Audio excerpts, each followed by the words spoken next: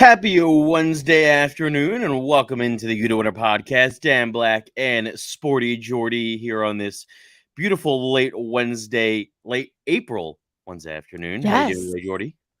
I'm hanging in there. As you know, my voice is a little raspy. I had a long night last night. My baby sister turned 21 last night. So it was a long, long day, even longer night. But we're here and there's a lot of action tonight. So curl up. Happy 420, everybody. So we're Yeah, just going to rest up tonight and watch some basketball. there you go. I'm sure many will be celebrating 420 properly Probably. later on.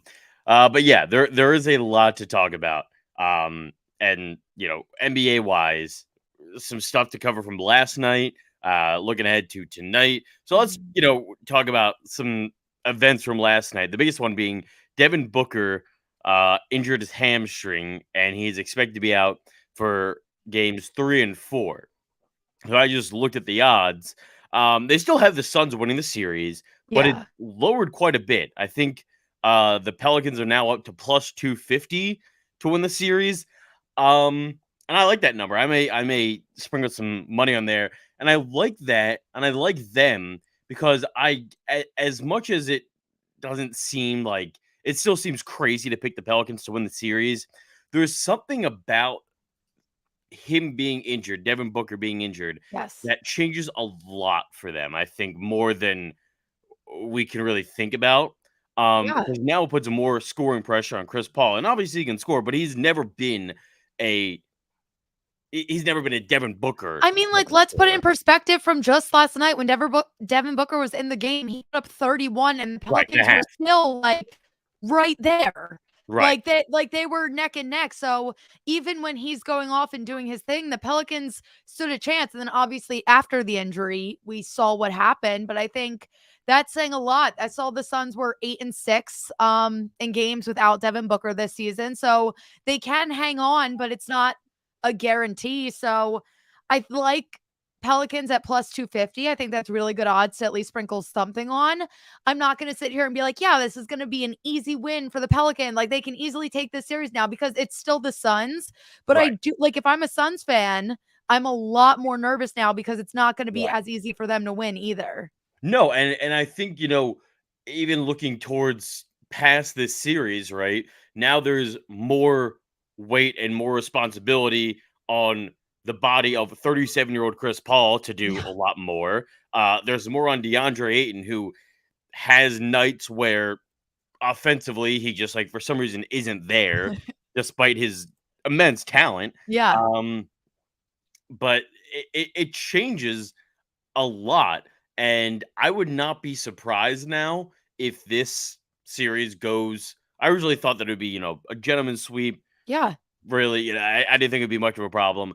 Um, I can see this extending to, 6 or 7 games. Definitely, And especially after the Pelicans snuck out a win last night. I think that was a game changer. If the Suns could start off 2-0 and then they lose Devin Booker for games 3 or 4 and right, then get him back, I right, think then they're in a really good position. But now starting off 1-1, you're guaranteed not going to have them for 3 and well, not guaranteed, but realistically, it's looking like you're definitely not going to have them for 3. You're probably not going to have them for 4. right. And then it just complicates everything. So I'm And you're on the not that I road would now. ever I love Devin Booker, and I don't mean this as like I would ever wish injury upon anybody, but it is kind of more exciting now. It's like, what are the Pelicans going to be able to do to kind of hold on and give themselves a fair chance here? Yeah, exactly. And that's how I was looking at it. I'm looking at the stats right now. Obviously, Brandon Ingram went off last night. They Yeah. really got a lot of like contributions all around. Jackson Hayes had a nice night. I Jonas think that's what Valanciunas. scares me the most.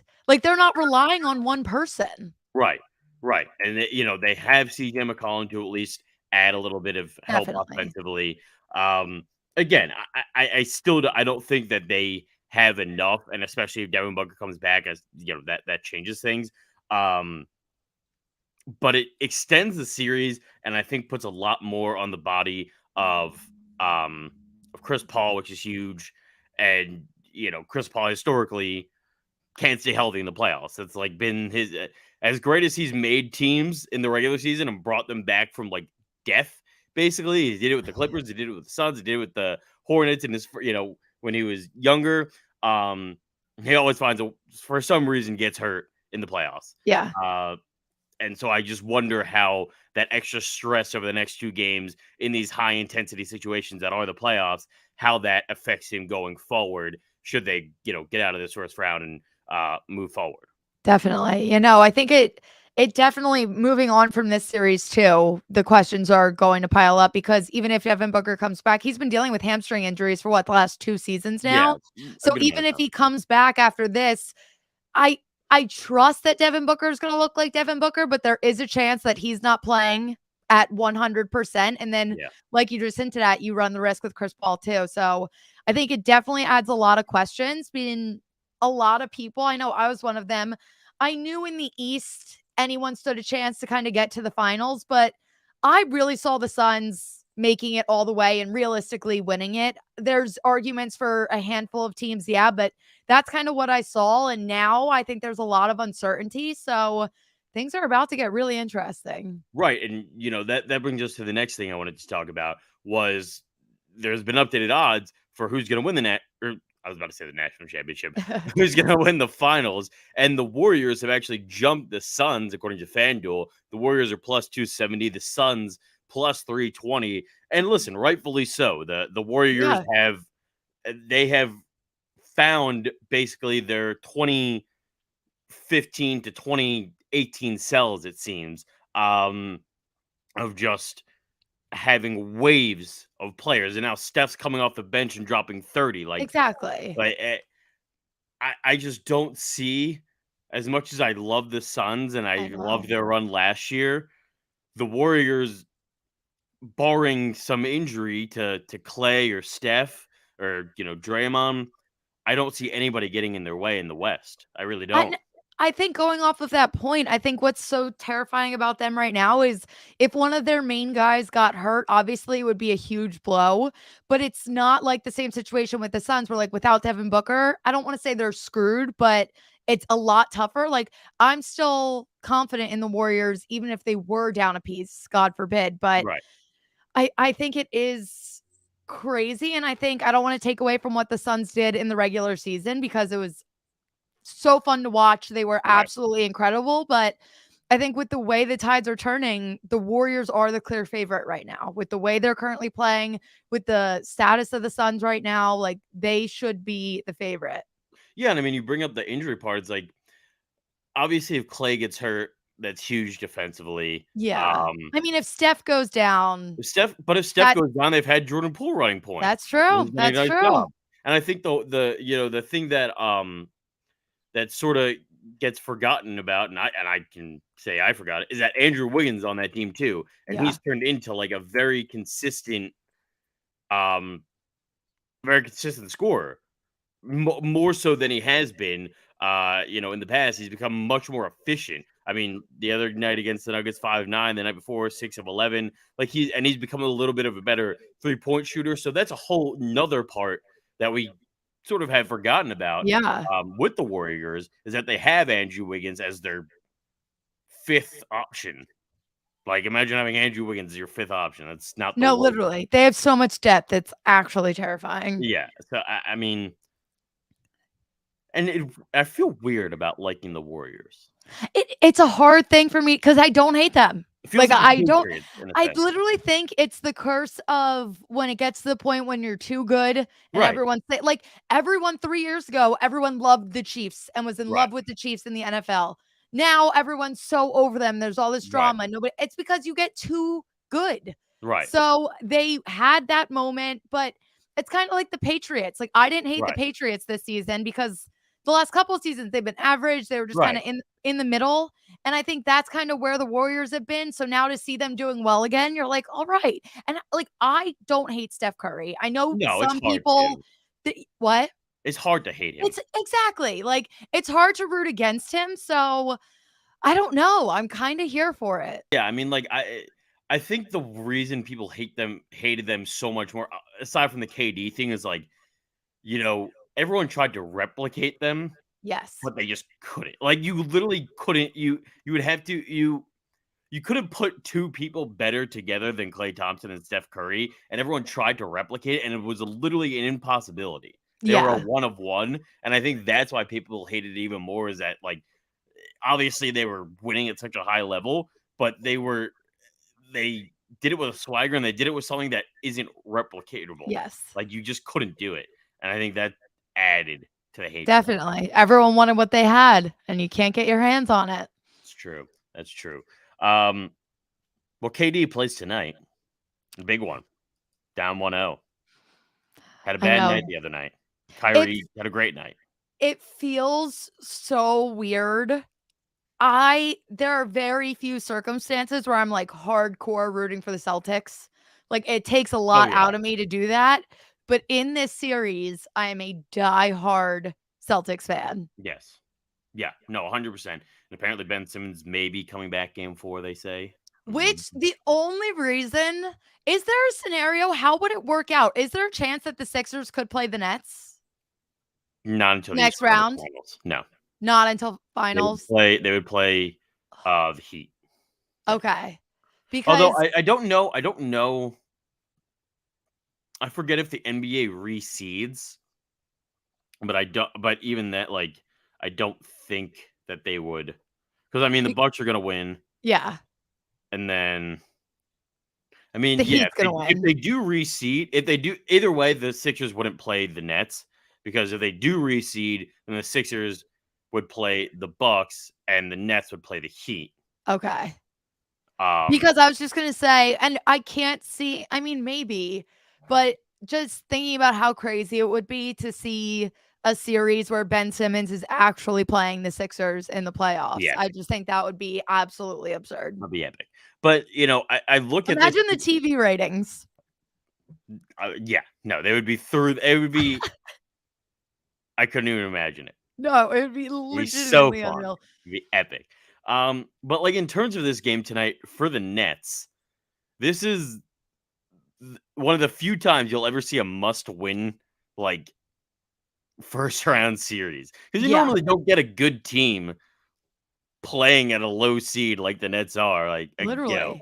So this is, and I think it's a must-win for the longevity of the Nets group as itself.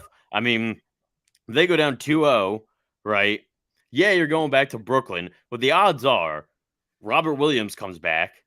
You know, the odds of you winning 4 of the next 5, highly unlikely. Yeah. Highly unlikely. I think it's like a 7% chance they would win the series. So like if they lose tonight, they go down 2-0, most likely lose the series.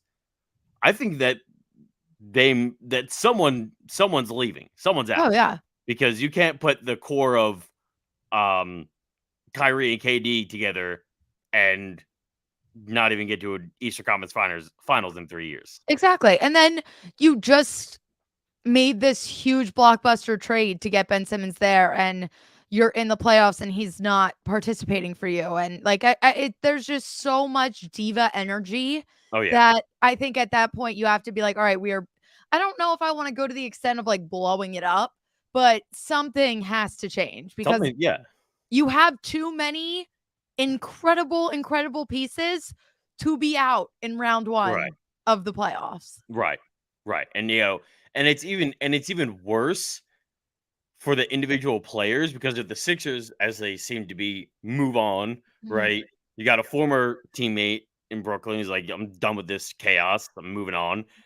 His team's having some, more success than you. Yeah. The Warriors are the favorites now to win the championship. So for KD, looks like he made a mistake, which I think anybody with a brain knew that. Yeah. And then Kyrie loses to the team that he wanted to leave for Kevin Durant. Like, it's just like, it just adds so much excess drama, which I Yes. love. Here for it. I'm like so obsessed with the downfall of the Brooklyn Nets. Like, It's like and that running. isn't the only player on there that I actually hate is Ben Simmons, Right. obviously for personal reasons. Like Kyrie and like kooky dude, but respect him. Like Right. I can't like just sit here and like hate him. I don't understand. Well, one, did you hear about the fine too? Yes. $50,000 fine. I thought that was absolutely iconic, him doing that. I I do was too. like, this is fantastic. If I was at that game, I would have been like Yes. Like, I loved that he did that. Understand the NBA has to, like, keep it You gotta classy do and something about whatever, that, right? but it was absolutely iconic. But no, I just going off of, like, all the storylines and, like, everything that is led up to where the Nets are now, it's pretty like, it's kind of poetic if it all just, like, blows up in their face right here. No, but yeah, I'm just so interested, should it blow up, what happens this summer? Yeah. Like, I just, like, I can't even I don't know what they would do.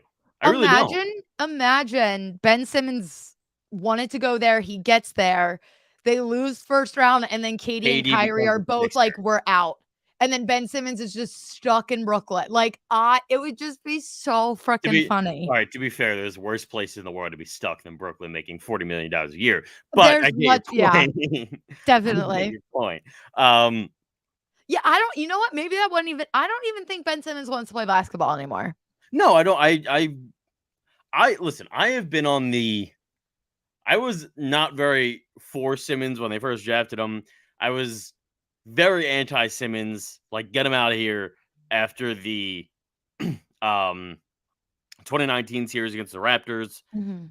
And last year I really felt that he just like has no interest in Yeah. playing. But and I mean it's something that when you look at his off the court history, and I don't really care who guys date or do this or that, but Yeah. like you can tell when someone is like just not really interested in this being their job.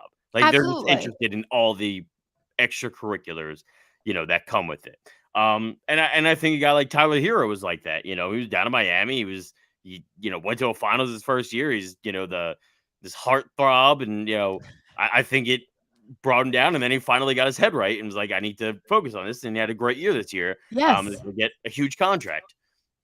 And I think the same thing that happened to Ben Simmons is the same thing that we've seen happen in professional sports for forever, is guys who are, you know, they are blessed with talents that we can't even imagine having just naturally, don't really have to work hard towards it. And because of that natural talent that they don't really have to work hard for, they, for most of their lives, can just go and do it and are Mhm. easily better than everybody. And they can run with that for a long time. And, and you get to this point where the NBA, where you're the first pick and you get guaranteed 20, your 20 plus $1 million rookie contract. And then, when, you're 22 and everyone wants to pay for what you should be or could be, Mhm. then you get $170 million.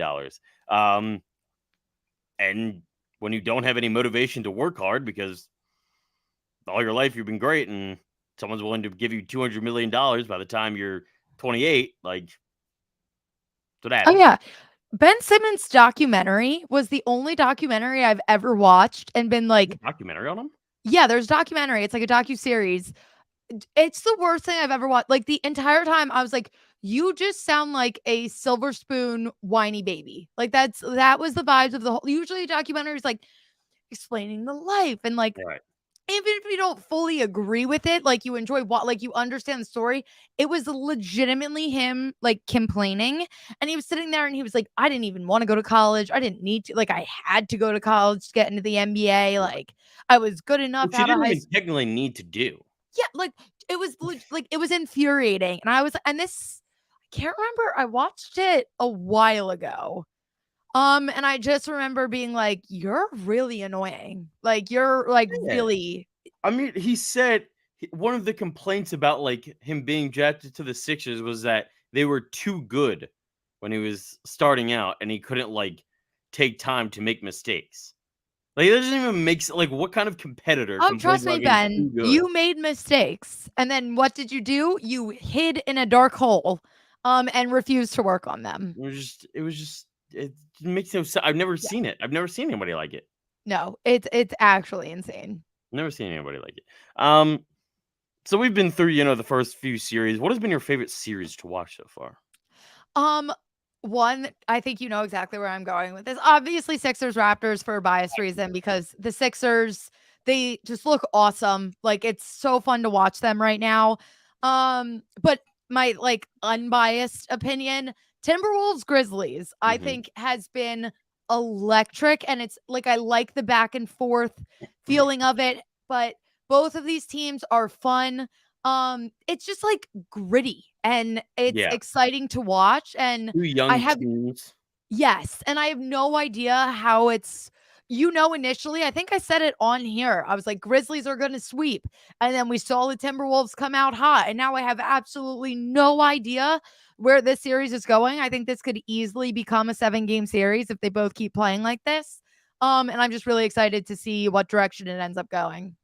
Yeah, I agree with you. That's been a fun series, and Yeah. obviously 2 young teams that are future of the NBA type Oh, teams. yeah. Like, I'm I we're saw someone tweet today and it was so accurate. It was like, it's amazing to me how like we're watching the NBA playoffs without LeBron and like no one misses LeBron.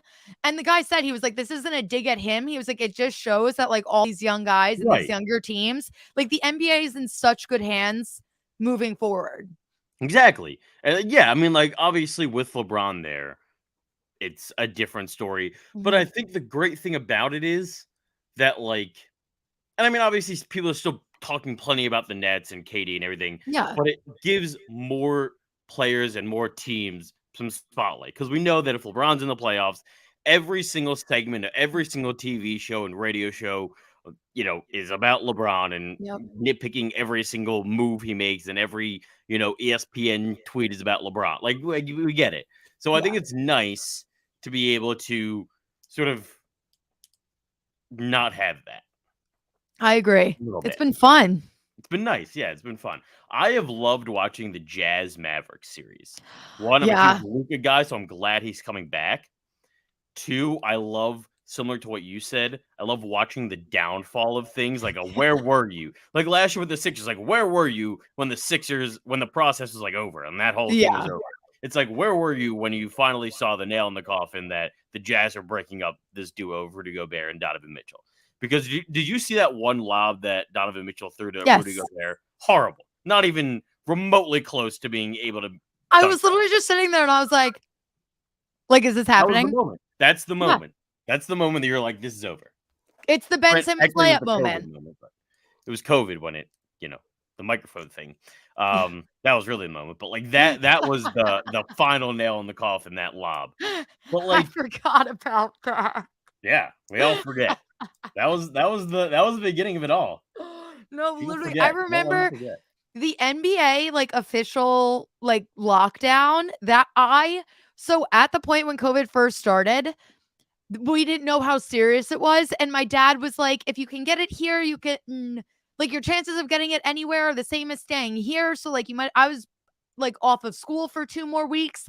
I was booking, like, I had plane tickets in my cart, like, I was looking at, like, going all these places, and my parents were like, "I think you'll be fine, like, just wear a mask when you can, but, like, it doesn't seem that bad," and then all of a sudden, I got the notification that Yeah. the NBA shut down, It's and like, I yeah, was like, that's a big "Oh, deal. this is real," and Yeah. that was Yeah, no. legitimately the start of everything too. Yeah, that was chaotic. Yeah. But, Luka's supposed to come back for this series. It's tied now 1-1. Mhm. Obviously, a great performance by Maxi Kleber. And uh, why am I blanking on his name? I don't Point know who you're guard, thinking the of. Mavericks. This is horrible. I don't know who you're thinking Scored of. 41 the other night. Wait, what? Scored like 41 the other night. Jalen Mavericks. Brunson. That's who it Reggie is. Jalen Bullock? Brunson. Thank you, Jalen Brunson. He went off the other night. Blank for a second. I don't know if I'm ready to. It depends if Luka comes back or not. I'm ready to say the Mavs are going to pull the upset, but we all know that one of these series is going to have an upset. This is the one that I think if Luka can come back for game 3 and be good to go, this Mhm. is the series I think we can see that upset. Just I would like because to it see it. feels like the Jazz are teetering on like I mean Donovan Mitchell has had one foot out the door basically all season. Like Yeah. we know he's gone. And we know whoever if they get to the next round they're going to lose anyway. So it's like there there's nothing really for them to gain. There's a lot for the Mavericks to gain, especially if Yeah. Luka comes back because they haven't gotten out of the first round with him. Um, I don't know. However Luka looks, if he's back for game 3, then I'll make my decision. I support it. I think. Stay tuned. Come back to You to Winner to see Dan's final We'll thoughts. see. Tonight though. Tonight. Lots of good games. The big one in Boston. Sixers are playing. Mhm. Let's go through them real quick. Good odds. The Nets are actually underdogs, 3.5-point underdogs to Boston. What do you think about that game? I'm like super hesitant with how I feel about this one, but I'm gonna take the Celtics just because they're still in Boston. Fair. I mean, what we saw last game, it was a 1-point game, and literally it was a Hail frickin' Mary basically at the Right. end to seal the deal and give them the win. Um, I think it might even be smart to take Nets plus 3.5. Like, I think we're gonna have another game that's gonna be extremely close, but I do think Celtics are gonna win. And basically it's just because I'm going with the home court advantage. I disagree. I also just don't want the Nets to win. I don't want the Nets to win, but I feel similar, piggybacking on what you said. It was a 1-point game that was Yeah. won by a Hail Mary of a shot by Jason Tatum. And Kevin Durant was not Kevin Durant. I Yeah. think, I don't think Kyrie will have the same type of game where he was unbelievable, but I also don't expect KD to be as bad as he was. Bad, yeah. And Robert Williams comes back, so we know that this is a very crucial game for them to win. You can, split and go back home to Brooklyn, and it changes the entire complexion of the series, especially if Ben Simmons is coming back. You're tied, Ben Simmons coming back, all that kind of stuff. So I just have a hunch about this. KD's not going to have two stinkers in a row. He very, very seldom does. So I like the money line. What is the over under right now? It's 226. at I like the under. 226. All right, I like the under, and I like the Nets money line. Nice. Here for I it. like it. Thank you. All right, Sixers versus Raptors. I think you're muted, Jordy. There you go. I know. Wait, hold on. I'm trying to fix my mic one more time. You're good. There we go. Hey, yeah. I'm a little hesitant. What's the spread? Sixers are only 2-point favorites. I am a little nervous to now play without Matisse. Not that I just like the safety net. Like, I know he hasn't been bringing as much to the table, but I think without having at least the option of having him, it scares me a little bit. I still think we win though. I can't, the way we've been playing, and it's kind of the same mindset where like we have so many different, like Maxi can go off, Joel can go off. Harden hasn't been going off points wise, but assists he's been distributing the ball and at least helping our other guys. Green has been stepping up and playing very well. So I think we have enough options to get it done. But the fact that we're now in Toronto, we haven't been playing as well on the road. When we played at home, I was so confident for games 1 and 2. And I still think we win. I still think we can win, but I'm not as sure as I was. But I like we're start, and I've been saying Sixers in 5 for a while. I don't think we sweep. I think one of these home games we lose, give the Raptors one. Obviously, I would love to start off 3-0, but we'll see what happens. Yeah, I think this is the one where the Raptors get 1-1. Yeah, I'm Yeah. with you. I think it's just a 5-game series. Yeah. Yeah, I think this is the one that the Raptors get, because if they go down 3-0, they're gonna not have any motivation. Like, Yeah. it's done. Like, you're done. At least if they win tonight, it gives them some semblance of hope. They'll be back home again. No Matisse. How big of a factor that will that be? We'll find out. Yeah. I mean, obviously, the lineups that Doc Rivers have put out have limited Matisse Thybulle, Yeah. so they've been game planning for that anyway. I mean, it just depends on how the refs call a game, or are they gonna swallow their whistles a little bit? Obviously, that's been a huge complaint by Raptors fans, if you follow any on Twitter, about the amount of times Joel Embiid has gone to the free throw line. There's just a hunch in me that, if they were to win any game this series, it's gonna be tonight. Yeah. So And I'm leaning toward that. I honestly, if we aren't going to sweep and they're going to win a game, I think this is the game to do it Right. because now it's your first game in Toronto. You're kind of figuring it out. And I know Matisse hasn't been like, it's not going to be a huge blow. It's not a Right. It's not like dagger. James Harden's not playing. Yeah. Yeah. But it's still an adjustment. And it's Right. not even that I'm not worried about our offense. I'm worried about our defense. Right. And that's literally what it Right. comes down And to. they've found a way to sort of go after George Niang on Yes. defense, and he'll have to play a bigger role defensively.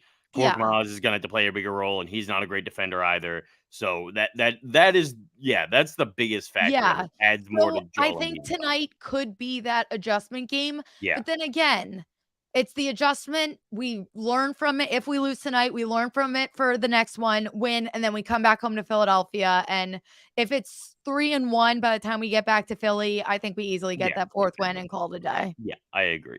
All right, finally, Bucks Bulls. I don't think it's very close.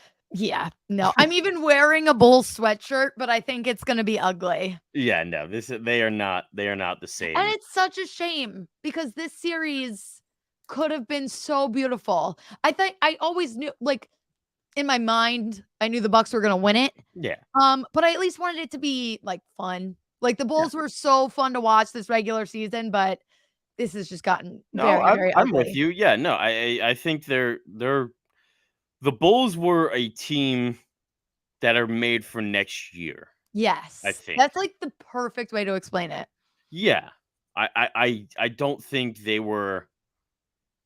It just felt like they needed an extra year to like marinate together and figure out who exactly does what. And like, I don't know. There was just something about it. Lonzo Ball not being there played a huge has been out for a while. Yeah. Um, that's a huge factor. I don't think it would have made a difference in them winning, but it would have made it a tighter series for sure because of his Yeah. defense, and he's become a much better scorer. So we'll see what happens next year with them. But yeah, this is pretty easy on my part. Yeah, the Bulls coming up, I think, are gonna be a lot scarier, but I I think the agree. rest of the series is gonna be I think this one could end pretty quickly. Yeah, I agree. We shall see what goes on tonight. Let's Yes. transition over to the NFL. Lots of rumors and discussions, specifically about wide receivers. Mhm. Deebo Samuel saying today he wants a trade.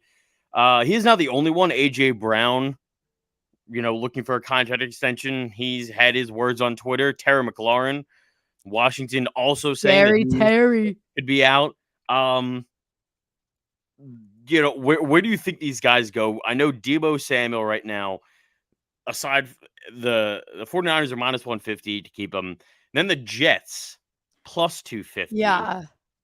I don't know about that. It'd be interesting. I just don't I can't see Deebo Samuel wanting to go to play in like, at that point, Yeah, I agree. stay in San Francisco because And win. the 49ers are a sneaky playoff team. We saw it last year, and especially now, they still have Jimmy Garoppolo on their roster. So I think that's a much better situation for him to be in, but I also understand the other end, like, they ask him to play. He's their Swiss Army knife. Like, they Right. ask him to do anything and everything, and he does it and, like, exceeds at it. So I understand why he wants to, like, feel that respect, but I don't think it's gonna help him to go to a team where you're gonna have to do that and more because this team isn't built yet. Right. So, if anything, come to Philadelphia. Well, and like I'm looking at the odds on Fox Sports right now of where they think he could be traded. So they have Mhm. the Jets at plus 250, then the Colts at plus 400, then the Packers at plus 550, then the Falcons, the Saints, the Titans, the Eagles, and Washington, the Yeah. Commanders. And none of those seem like better options than the 49ers. No. Like the Colts, you have an old quarterback who's, lost, some of his ability. The Packers, they don't pay anybody but Aaron Rodgers big money. Like they Yeah. wouldn't pay what's his name? Devontae Adams. Devontae Adams. Do you think they're And gonna it's pay not you? even the problem is it's not even that like they were so out of money. And so Right. I don't know. I mean, obviously now that they don't have Devontae Adams, I think they could finesse something to pay Debo, but they have to like really they got themselves into a freaking pickle Right. But if that they still have to figure out a way out of. right. And then you have the Falcons, which we don't even know who their quarterback is for the future. It's Yeah. definitely not Marcus Mariota. The Saints, same situation. The Eagles, I think they would use him in a similar vein, which he doesn't really want. And then same with Washington, Yeah. Carson Wentz is your quarterback, so you don't really get any. You're not going to Mahomes, Yeah. you're not going to Buffalo with Josh Allen. Like what?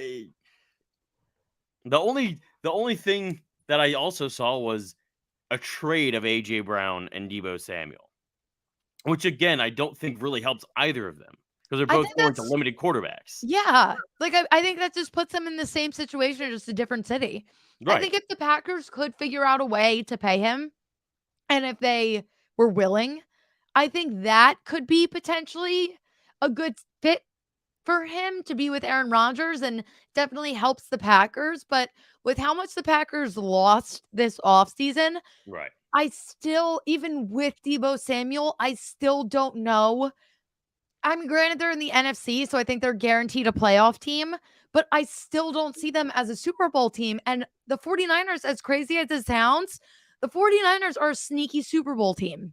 Yeah. No, for sure. I mean, they made it to the NFC Championship a year Yeah. ago. Yeah. No, and They I made can it to see the them doing championship it. 3 months ago. Yes. No, and I don't know. I think it would be dumb for him to leave, but I also understand like he's absolutely phenomenal. I want him to get and feel the respect that he deserves, Right.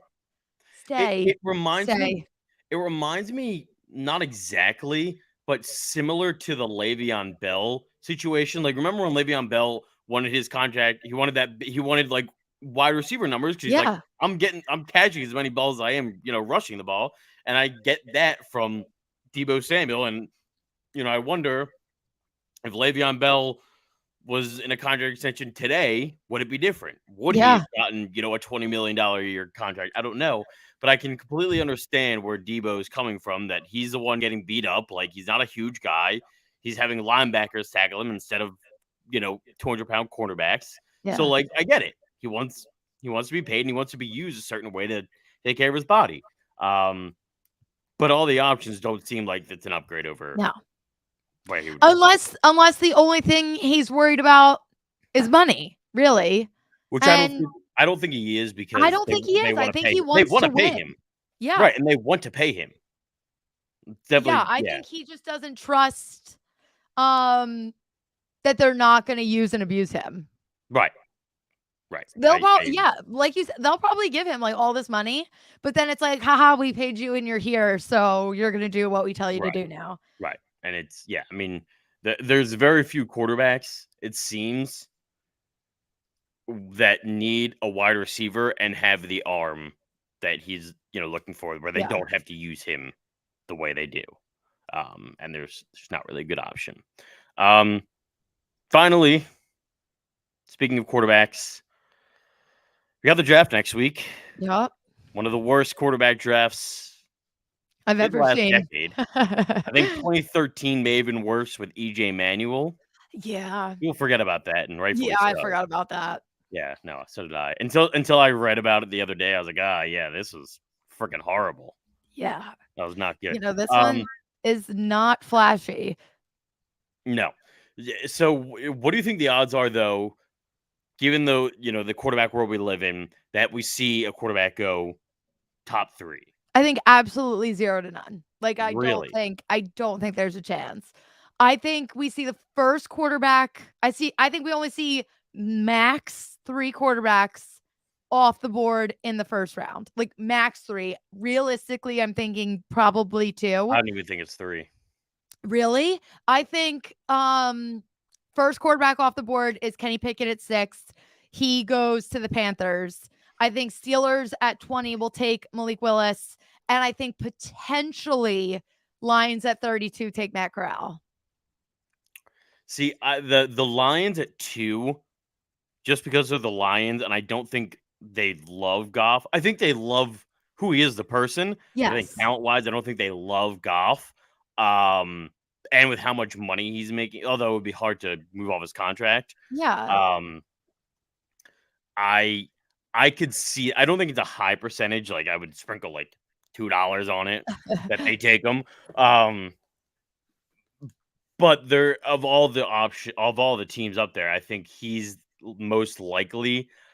I am not. I not sold on any of these quarterbacks. No, me I either. Neither. can't.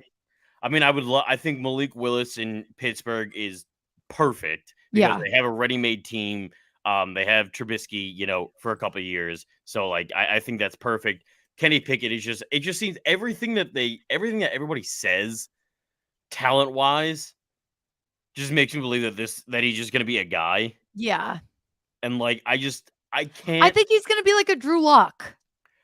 like yeah, and like I just couldn't imagine being a fan of the Panthers, seeing the way people talk about him and be like, yeah, can't wait to draft him at 6. Yeah. But honestly, for the Panthers, though, they really don't have any options. People say that, but like at the same time, I'd rather be freaking horrible this year and have my chance next year That's true. at CJ Stroud. Like That's I'd true. rather go 0 and 17 this year and get CJ Stroud than pick 6th and take Kenny Pickett. Like who cares? You're not making playoffs this year, Kenny Pickett or not. So be horrible and get an Yeah. actual good quarterback with an upside. No, I fully They're understand that logic. I fully do. I feel like teams, and maybe it's because their owner, it's because Matt Rule's on the hot seat. Their owner is very impatient, which I Yeah. hate impatient owners, but I'm also not a billionaire. Yeah. No, but it is. It's very annoying because you think back to when teams were drafting quarterbacks and they sat for Right, 2-3 years and right, then they came out and were great. right, Now it's like we draft a quarterback and he needs to be our guy right now. And like it's not like Jordan Love might end up being one of like a great NFL quarterback because he's learning from one of the best to ever do it. no, He's Jordan Love's watched he could potentially, just the logic. But like we see the guy like one Aaron Rodgers sat. right, Patrick Mahomes sat. Like right, Josh Allen sat. Like the guys that come out and do better are the guys that had time to learn from somebody else. So I'm so over the impatient. I want to draft you and I want you to be the guy and be right, perfect right now. That's right. not it's like I hope it's just a phase. I hope we're in a flashy phase and the next 2-3 years we get out of it because it's not going to do anything for the league down the stretch. I wish I could say it was just a phase, but the difference between then and now is that, like, obviously, the main difference is that quarterbacks, especially if you're a first round quarterback, we're still getting paid so much. Yeah. Like I think I forget if it was Stafford or Sam Bradford that got like their rookie contract was like $80 million. So Yeah. it's like we can sit them, we still have to pay them a lot. So like let's make sure that it's worth the investment of that $80 million or whatever of drafting a guy that high. Mhm. Nowadays, because of the CBA and everything, like guys are so cheap that they want to make sure that they have them. So I just don't see that being changed anytime Yeah. soon. And as long as and I think it depends on the ownership, obviously, too. Like some owners are going to understand the logic and be more patient. Others, like David Tepper, not a patient guy. Yeah. It's very hard to be when you can get anything you want, the drop of a hat. Like it's hard to do. Yeah. Um, so I if I were the Panthers, I couldn't realistically say this is a better idea than just rolling it out there with Sam Bradford or Sam Darnold or Baker Mayfield. If we're Well, I don't What? think there's a chance Baker goes there. Why not? There was reports that there's like mutual interest that like Baker doesn't want to be in Carolina and Carolina wants nothing to do with Baker. And then there was Okay. another post on Instagram that was talking about Baker to Carolina and Robbie Anderson commented and Oh was like, yeah. Oh okay. Yeah. "No." No. Yeah. You're right. So I just think the vibes that would be a hot Yeah. mess. I honestly see Baker going to Atlanta.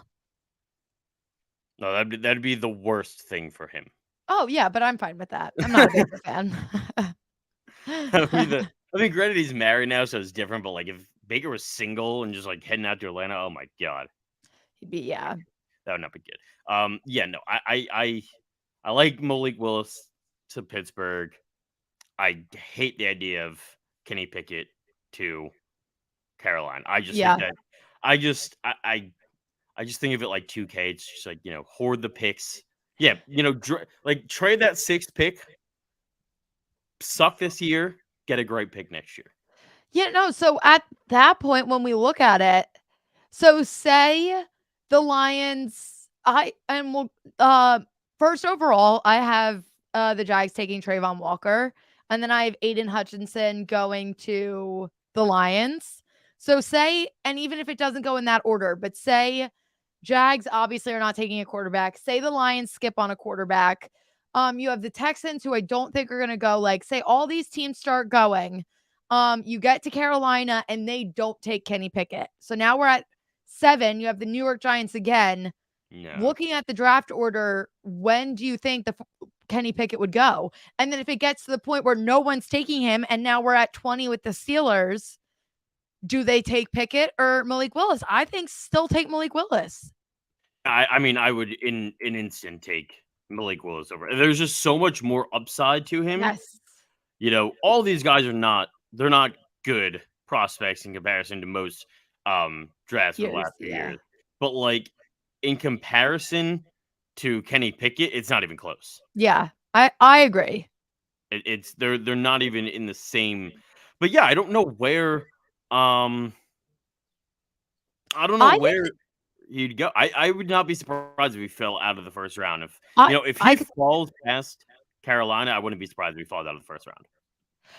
Well, the one thing I think could happen is if the Lions are like, okay, we're not going to go quarterback. We're going to get one of these top guys and then move on.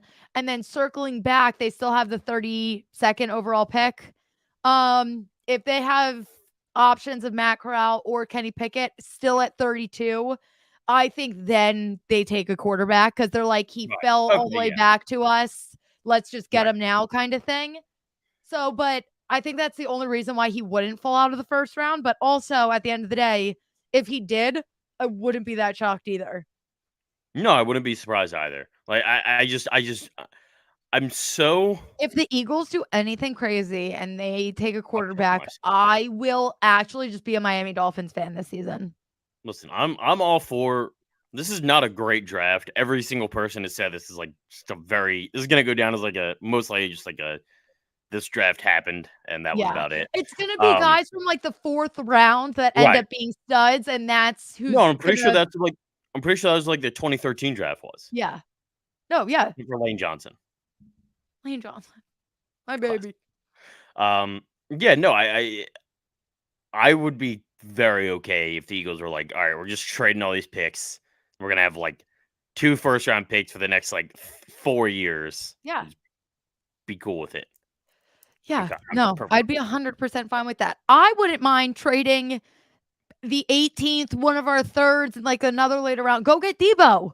Like, get someone you know is going to be good.